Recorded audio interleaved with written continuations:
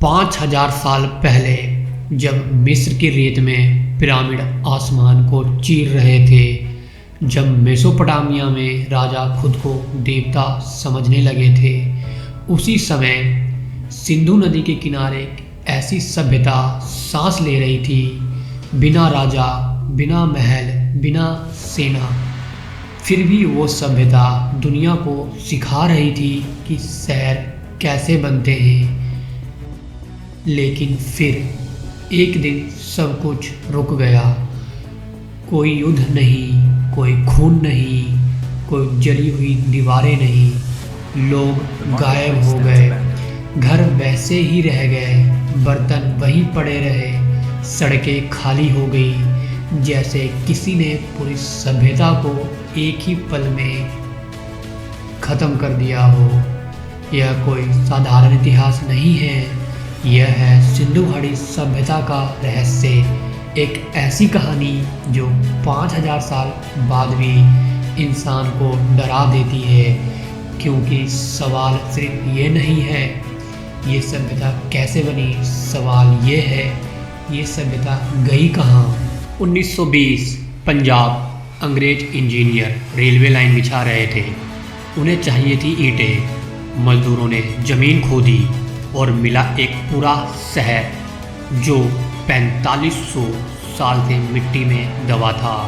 इसका नाम था हड़प्पा और ये दुनिया की सबसे पुरानी योजनाबद्ध शहरी सभ्यताओं में से एक थी। लेकिन हड़प्पा तो बस शुरुआत थी।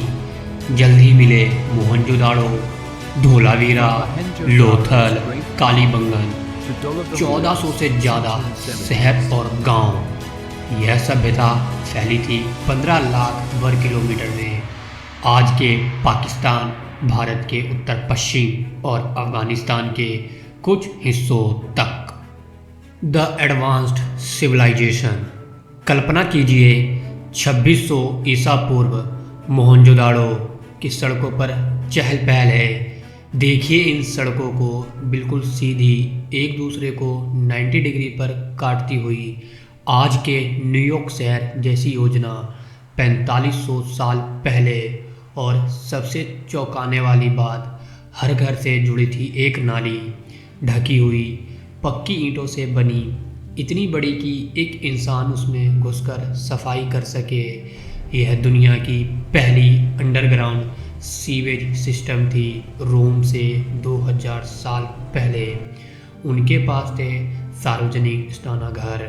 देखिए मोहनजोदड़ो का महान स्नानागार, 12 मीटर लंबा, 7 मीटर चौड़ा, बिट्टूमेन से वाटरप्रूफ किया गया। सीढ़ियाँ दोनों तरफ, बदलने के कमरे अलग। लेकिन सबसे बड़ा रहस्य था समानता का। यहाँ कोई महल नहीं मिला, कोई मंदिर नहीं, कोई राजा की कब्र नहीं। सभी घर लगभग एक जैसे, हर किसी के पास नाली, हर किसी के पास कुआं। एक समतावादी समाज 5000 साल पहले। The mystery of the script. मिली है 4000 से ज़्यादा मोहरें, उन पर 400 अलग अलग चिन्ह। यह है सिंधु लिपि, दुनिया की सबसे बड़ी अनसुलझी पहेलियों में से एक। 90 साल से वैज्ञानिक इसे पढ़ने की कोशिश कर रहे हैं, लेकिन आज तक कोई सफल नहीं हुआ। क्यों? क्योंकि सबसे लंबा मिला है इंस्क्रिप्शन है सिर्फ 26 चिन्हों का। कोई रोसेटा स्टोन नहीं, कोई बाइलिंगुअल टेक्स्ट नहीं, कोई चाबी नहीं। कुछ वैज्ञानिक कहते हैं ये भाषा द्रविड़ परिवार की है, कुछ कहते हैं संस्कृत की पूर्वज, कुछ कहते हैं ये भाषा ही नहीं सिर्फ प्रतीक है। सच क्या है हम नहीं जानते और शायद कभी नहीं जान पाए। Shocking facts. मोहनजोदड़ो से मिली एक कांस्य मूर्ति, नृत्य करती हुई लड़की, 4500 साल पुरानी। देखिए इसकी मुद्रा, इसका आत्मविश्वास। यह कोई देवी नहीं है, ये एक आम लड़की है और यही इस सभ्यता की खासियत थी। यह कला जीवन का हिस्सा थी, धर्म का नहीं। यह है पुजारी राजा, या शायद नहीं, हम नाम रख देते हैं, लेकिन सच्चाई है कि हमें नहीं पता ये कौन था। पशुपति मुहर, एक योगी की मुद्रा में बैठा आदमी, चारों ओर जानवर। कुछ लोग कहते हैं ये शिव का प्रारंभिक रूप है, लेकिन सबसे चौंकाने वाली बात, हर घर में अलग बाथरूम, बैठने वाले टॉयलेट, फ्लश सिस्टम। जब यूरोप में लोग जंगलों में रहते थे, तब हड़प्पावासी फ्लश टॉयलेट इस्तेमाल कर रहे थे। मिले हैं हजारों बाट। व्यापार के लिए मेसोपोटामिया तक। सुमेर के ग्रंथों में लिखा है मेलुहा का नाम। वैज्ञानिक मानते हैं मेलुहा यही सिंधु सभ्यता थी। Trade and connections. Lothal Gujarat का एक बंदरगाह शहर। यहाँ से जहाज जाते थे फारस की खाड़ी तक। यह दुनिया की सबसे पुरानी कृत्रिम गोदी थी, 214 मीटर लंबी, 37 मीटर चौड़ी। यहाँ से जाते थे मनके, कपास, हाथी दांत, लकड़ी। मेसोपोटामिया में मिले हैं हड़प्पा के मनके। बहरीन में मिली है सिंधु की मूरें। यह सिर्फ एक सभ्यता नहीं थी, ये एक इकोनॉमिक सुपर पावर था। 1900 ईसा पूर्व के आसपास कुछ होने लगा। धीरे धीरे खाली होने लगे, लोग पूर्व और दक्षिण की ओर जाने लगे। 1700 ईसा पूर्व तक ये महान सभ्यता खत्म हो चुकी थी। लेकिन क्यों? पहला थ्योरी, जलवायु परिवर्तन।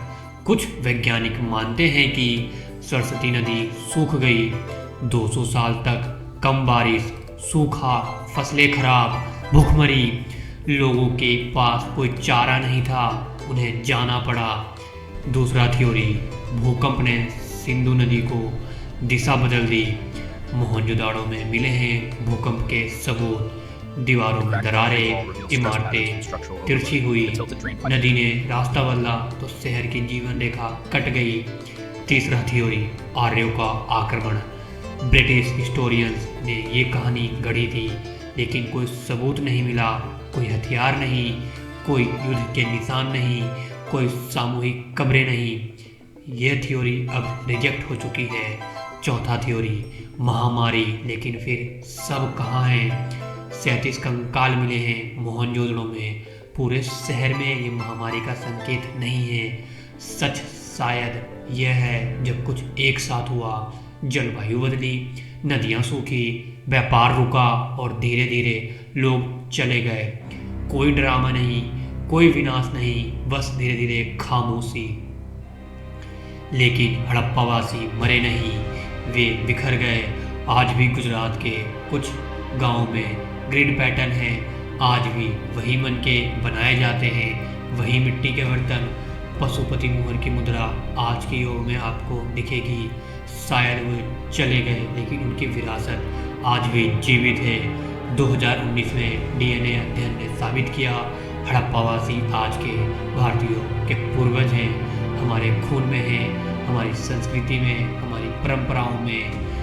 आज जब आप इन खंडरों में खड़े होते हैं, आप छू सकते हैं वही ईंटें जिन्हें 4500 साल पहले किसी ने बनाया था। आप चल सकते हैं उन्हीं सड़कों पर जहाँ कभी बच्चे खेलते थे, और अगर आप चुप होकर सुने तो शायद सुनाई दे जाए। बाजार की आवाज़ें, बच्चों की हंसी, कुम्हार की चाक की आवाज़। वे चले गए, लेकिन वे हमें एक सबक दे गए। सभ्यताएं उठती है, चरम पर पहुंचती है और गायब हो जाती है।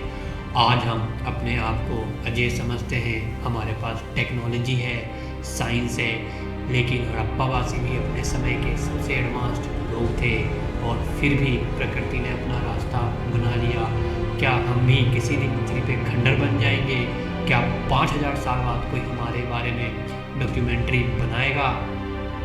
सिंधु घाटी सभ्यता का रहस्य आज भी अनसुलझा है। हम नहीं जानते वे कैसे बोलते थे, हम नहीं जानते उनके देवता कौन थे, लेकिन हम जानते हैं वे इंसान थे हमारी तरह। उन्होंने सपने देखे, शहर बनाए, परिवार बसाए, और जब वक्त आया वे चुपचाप चले गए। लेकिन उनकी कहानी अभी ख़त्म नहीं हुई, क्योंकि जब तक हम उन्हें याद रखेंगे वे जीवित रहेंगे। कैसी लगी वीडियो आपको? अगर अच्छी लगी है तो कमेंट में बताएं कि अगला टॉपिक किस पर होना चाहिए, और वीडियो को लाइक करें और शेयर ज़रूर करें अपने दोस्तों में। मिलते हैं अगले वीडियो में कुछ नए टॉपिक के साथ। Thanks for watching.